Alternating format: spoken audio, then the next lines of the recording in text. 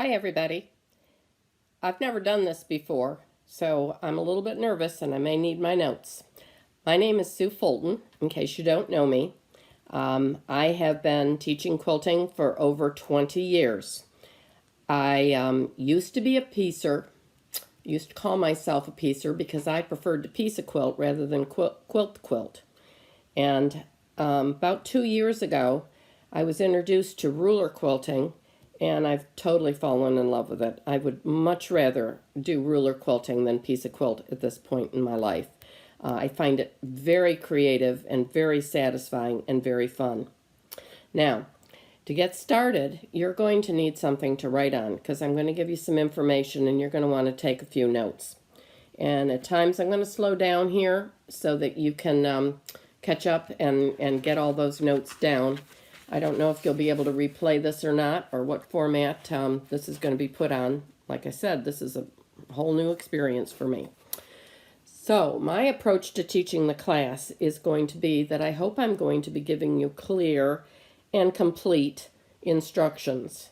But I want you to have my email address in case you have any questions or concerns. It's Susan M.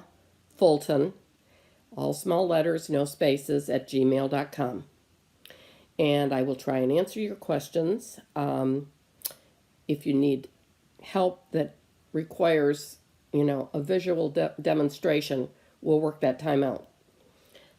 It's going to be a baby step approach. I'm going to start with basics, like basic straight line ruler quilting.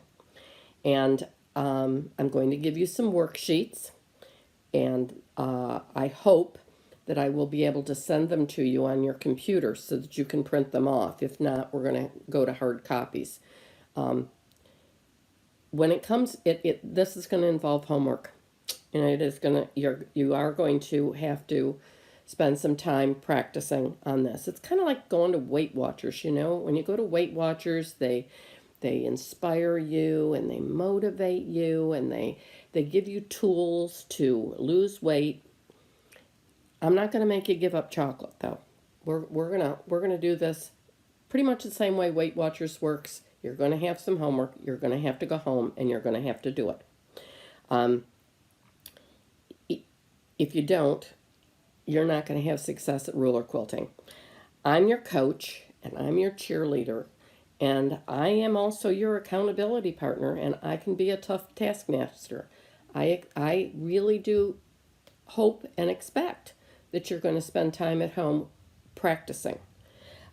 Get yourself some scraps, all the old fabric you'd never put into a quilt. Put it together in a quilt sandwich and start messing around a little bit. You're going to need quite a few of these little sandwiches. You can make them any size you want to make them. Our blocks are typically going to be about 6 inches by 6 inches that you're going to be working with. So, start now. Put together some quilt sandwiches for yourself. Maybe I would suggest doing like a 20 by 20 square, and that way you can get quite a few 6-inch squares in a 20 by 20. I love doing the ruler quilting. I think you're going to love it too once you get going on it. It's a new experience. It's something that I thought about doing a long time ago. I always wondered, why couldn't I just use a ruler and quilt along the edge of the ruler? And then somebody said, oh, what if your foot jumps up and you hit the ruler? And I surely didn't want to ruin my sewing machine.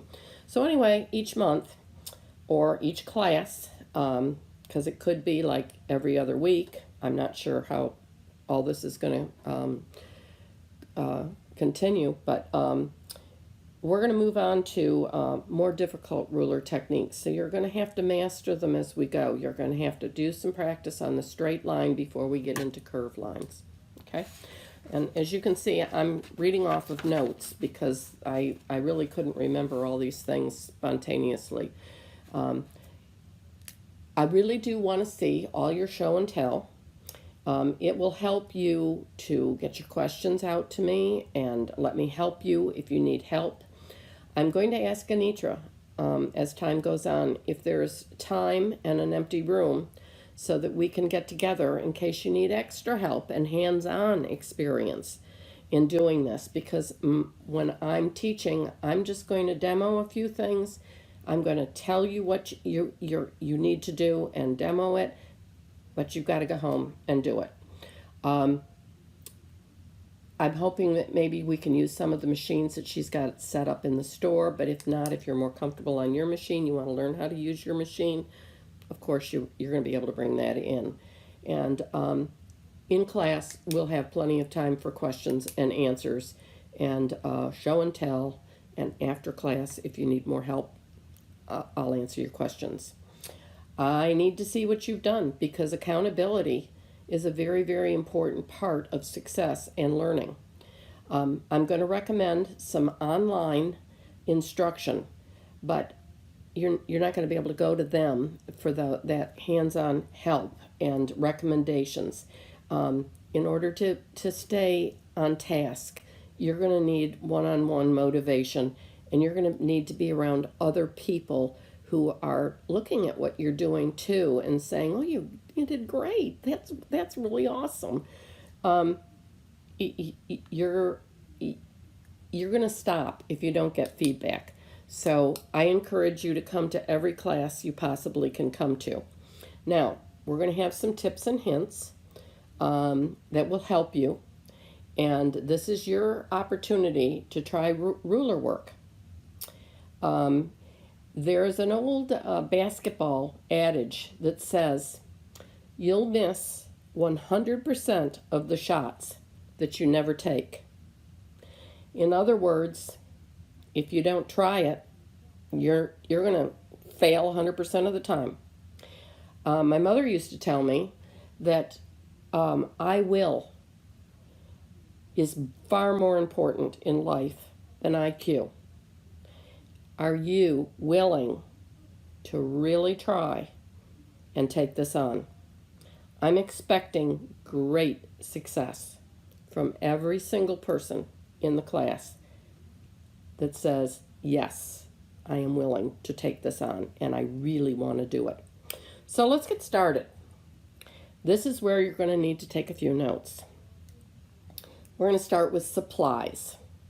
And I'm going to start with the hopping foot, or the it's your quilting foot. Now it's different than a free motion quilting foot. This is a ruler foot. Can you see that it's about 1/4 of an inch deep? That's to prevent it from jumping up on top of a ruler that you've got it pushed up against. This is a 72 foot that I use on my Bernina machine. If you have a different kind of machine, you're going to need a different kind of foot, of course, and that's compatible with whatever model and make of sewing machine that you have. Anitra and her fantastic staff can help you get your foot. Get your foot as soon as possible. Maybe you can do some practicing before class even starts. Then the second thing I want to show you is could be optional, but for me it's not optional because I'm not getting a good the surface I'm using is and no matter how many times I polish it and try and keep it clean and everything, it just doesn't glide on the surface the way I want my quilt to glide through the sewing machine. So they make these free motion gliders, and I highly recommend it. Like I said, it's optional, but I highly recommend it. It's a little pricey. I think it's about $40. Again, this is not a sales pitch that I'm trying to make to you. You have a choice. I'm sure that Anitra has these in stock, and you can get them at Kramers. Just about, I think most of the things that I tell you, except for maybe a couple, you won't be able to get at Kramers. But this is what my glider looks like after 2 years of using it. I cut out 2 places. One place was already cut out, the little circle. And I cut out the square because we'll talk about this later, but I prefer to leave my feed dogs up. So if I didn't cut out that square around where the needle goes up and down and the feed dogs work, it would chew up the slider. So that's why the square is cut out of my slider. But it's very slippery on this side. It adheres a little bit on the other side, but you're going to need lots of painter's tape all the way around to make contact with your either your horn tabletop or your extension table, which you're going to need, and it's going to make it a lot easier for you to quilt if you have a slider. It's called a free motion glider or slider, and you put it down so that you're more successful. Okay, my preference is the blue Mark Be Gone pen by Dritz for marking your quilts. I wasn't going to tell you this, but I will tell you this. One of the secrets to doing ruler quilting is the marking that you do before you even start the quilting. If you mark points and all you're doing is drawing a line from one point to the other, or drawing a curve from one point to the other, ooh, it works great. So you want to have something to mark with. I like the Mark Be Gone because it's removed with water, but no heat on it, okay? Only water. Don't even leave it in the sun if you haven't removed your marks. I bought one of these from Kramers, love it, and what I put in it is a cup of water and a teaspoon of baking soda, and shake it up. If you spray it, okay, whoops, I just sprayed myself. Okay, what a great video this is, guys. If you mix it up and spray it, it will take the blue marks right off of your quilt. Let's move on to thread. Maybe I won't hurt myself with the thread. Who knows? I like just a couple of kinds of threads. I like Aurifil a lot. It doesn't matter whether you use, this one here is the 50 weight, and it's got an orange base to it. Usually this is used for piecing. The green one is a 40 weight. It's used for quilting. Doesn't make a difference, okay? It doesn't leave a lot of lint in my sewing machine. That's why I like it. There's more polyester in this with the cotton, and it's only 2-ply instead of 3-ply because it does have more polyester. So cotton leaves more lint in your machine. So I prefer to use the Aurifil thread. I have read and used and loved bottom line bobbin thread, and I have used So Fine thread on the top. Colors, I try to stay with neutrals as much as I can when I quilt. The bottom line thread I get number 624, and the So Fine thread I get for the top I use 401 or 402. But it also, sometimes when you're doing your ruler quilting, you go over the same point or place and the thread can build up. Sometimes it doesn't look real good when all that thread builds up if the thread is too thick. So the So Fine and bottom line thread are great, and they don't show as much. I have to use I use this almost constantly when I sew. It's a long nose tweezers. It helps when you needle down and needle up, and then you have to pull up your thread, your bobbin thread. I can never get under there and do it unless I have these tweezers. So I love these tweezers. It's optional, but not for me.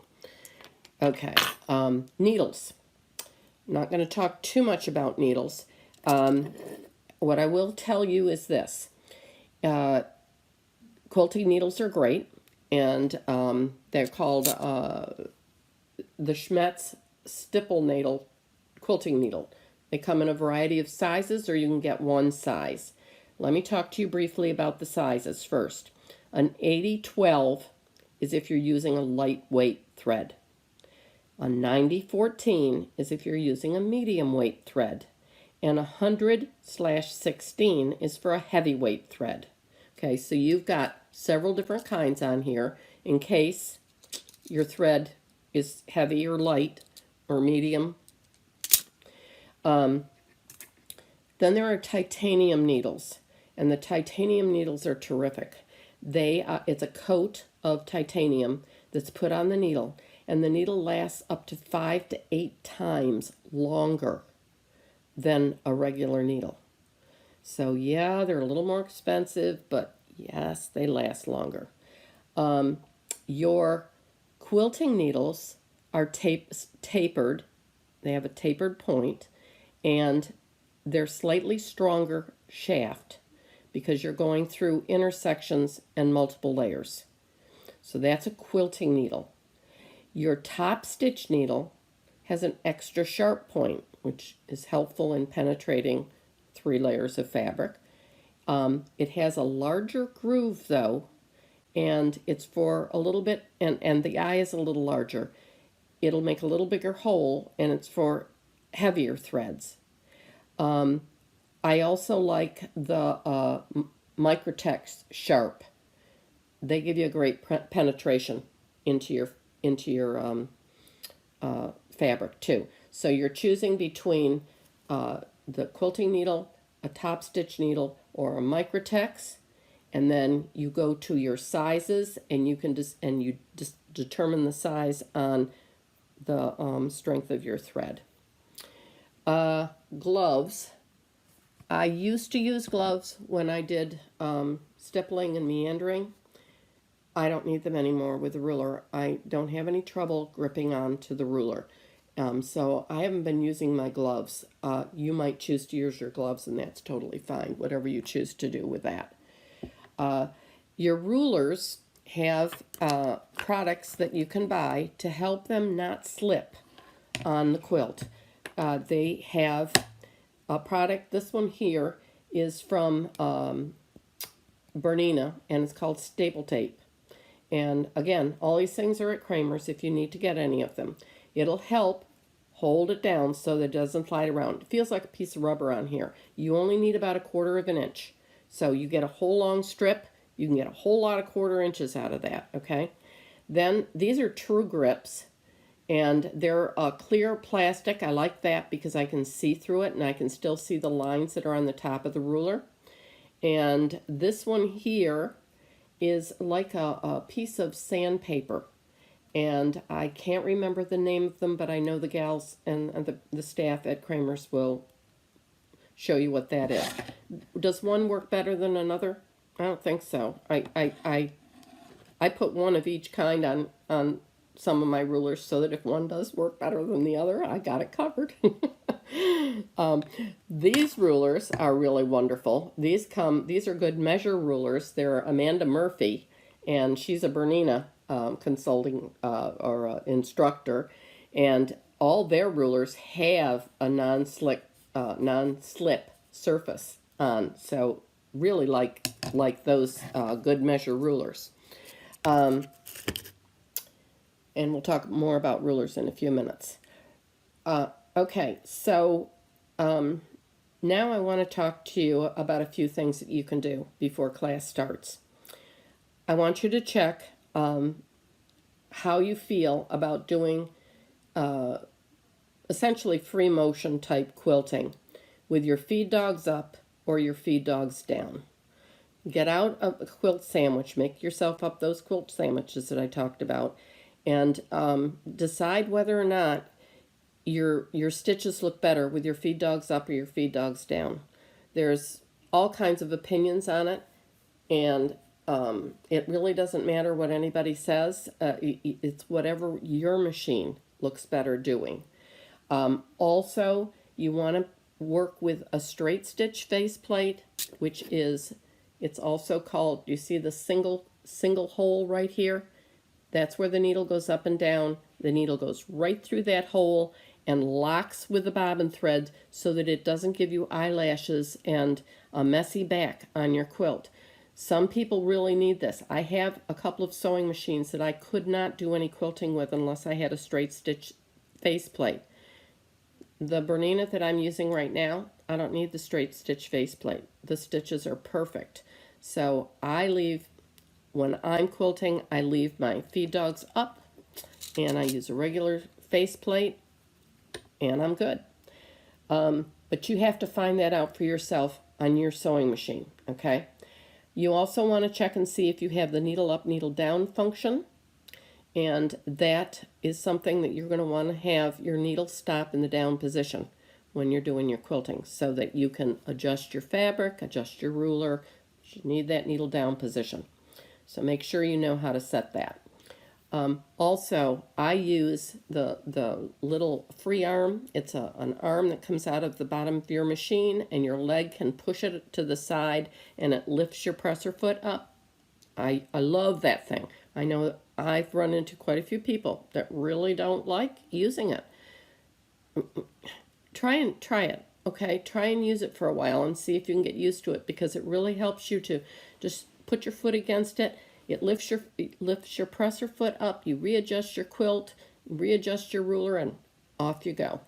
And then I want you to start looking at how much light you've got in your sewing room. I want to make sure you've got a lot of light so that you can see in front of the machine and in back of the machine, because there are lines on the rulers, and frankly, these eyes are not seeing those lines as well as they used to see them. They're really important. So get yourself some good light. You also want to have your chair so that your arms, oops, I'm not going to be able to show you this very well, I guess. You want your arms to be at a right angle to the bed of your sewing machine. Does that make sense to you? You don't want your arms up like this, trying to sew, or down. You want your shoulders relaxed. You want to be at a right angle. So I need pillows sometimes to get myself up on certain chairs high enough so that I can work and I can see. And I'm more comfortable too, because there are times when I found that I've forgotten my pillow and I've been sewing and you get kind of achy. So now we're going to get into talking about rulers. There are high shank and there are low shank. They are not rotary rulers.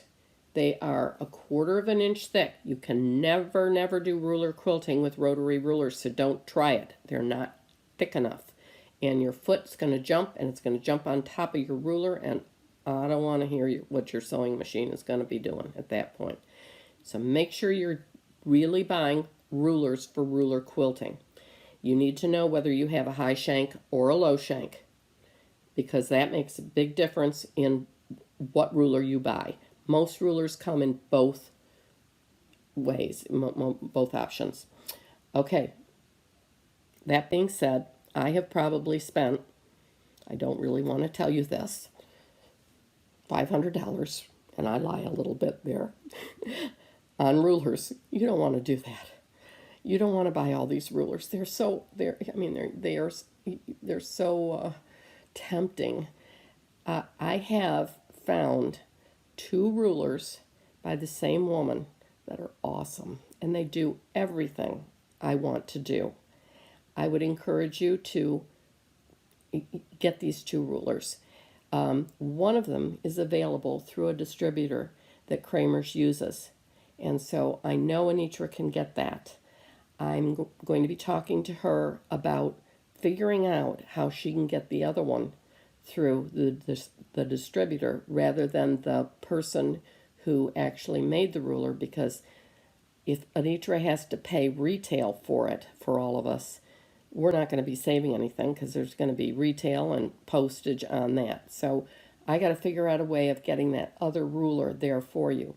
But if you're interested in these 2 rulers, I need you to talk to Anitra and get your name down on a list so she can work on it for you. Here's what they look like. This one, I'm going to stand back a little bit. Can you see this? This is called the 4-in-1. And the woman that's designed it, her name is Natalia Bonner. And I want to hear every word that woman ever says, because she's fantastic. She really knows quilting. Her company is called Piece, P-I-E-C-E, and Quilt. And she, this one is the one that Anitra's not going to have any trouble getting for us.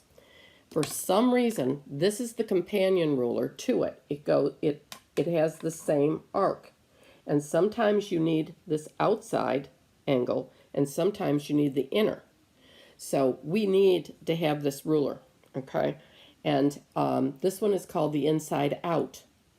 And I think these rulers are about $24 or $28 or something like that from Natalia.